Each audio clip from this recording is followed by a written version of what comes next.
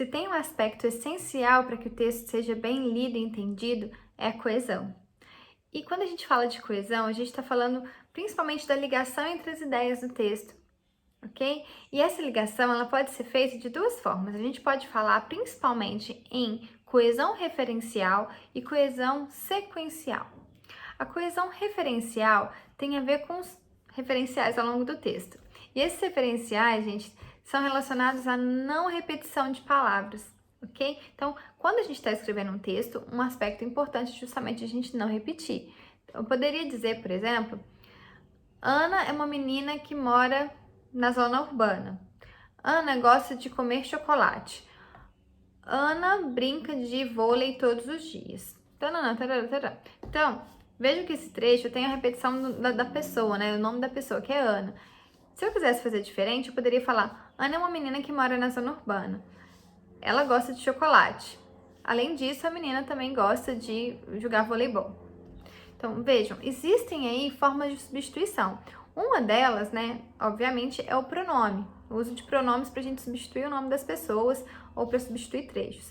E aí existem vários tipos de pronome, né? A gente pode usar todos eles. Nós podemos usar também sinônimos, como é o caso aí desse trecho que eu usei a expressão a menina, tá? Todos esses recursos, gente, são essenciais para que o texto não fique repetitivo e para que ele seja mais bem compreendido, ok?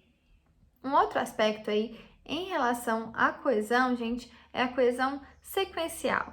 E nesse caso, a gente tem aí os conectivos, tá? Que são palavras aí que vão ligar, que vão relacionar um trecho ao outro, um parágrafo ao outro e vão estabelecer essa relação de costura entre as ideias do texto. Então, os conectivos, para mim, são as palavras mais lindas que existem, porque eles realmente são essenciais para uma boa compreensão do texto. Vejamos alguns exemplos de conectivos para ajudar vocês na hora da escrita.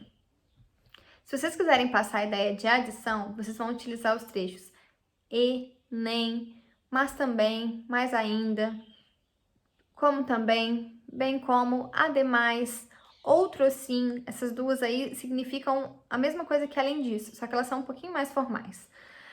Se vocês quiserem passar uma ideia de contraste ou oposição, vocês podem dizer mas, porém, contudo, todavia, entretanto, não obstante.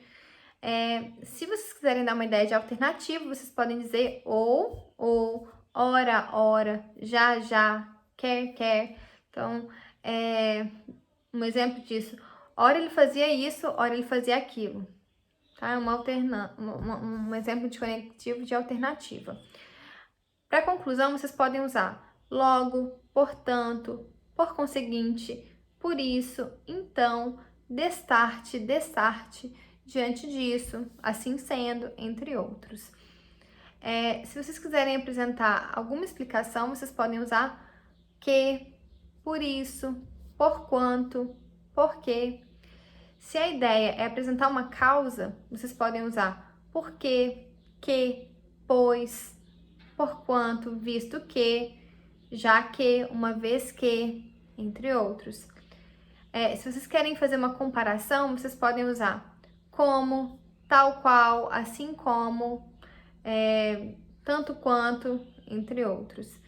Se vocês querem apresentar uma situação de condição, de hipótese, os conectivos poderiam ser se, caso, contanto que, desde que, salvo que, entre outros. Se vocês querem dar um exemplo, vocês podem usar, por exemplo, a título de exemplificação, entre outros, ok? Existem várias opções, existem vários conectivos, eu deixei a listinha aí para vocês.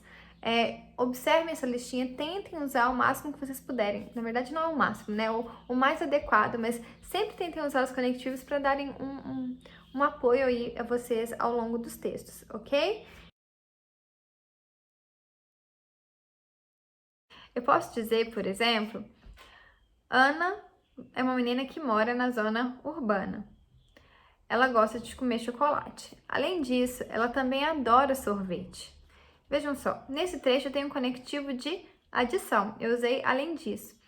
O que isso mostra para vocês, gente? Que a gente tem aí diversas formas de usar os conectivos e diversos tipos de conectivos. Eu posso dizer, por exemplo, porém, entretanto, todavia, contudo, para expressar uma ideia de oposição.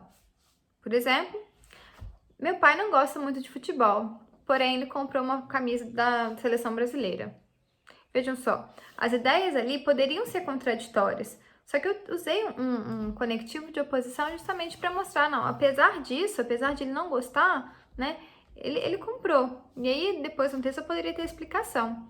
Isso porque, então, vamos lá. Meu pai não gosta de futebol, porém ele comprou uma camisa da seleção brasileira. Isso porque ele gosta de torcer com a turma junto.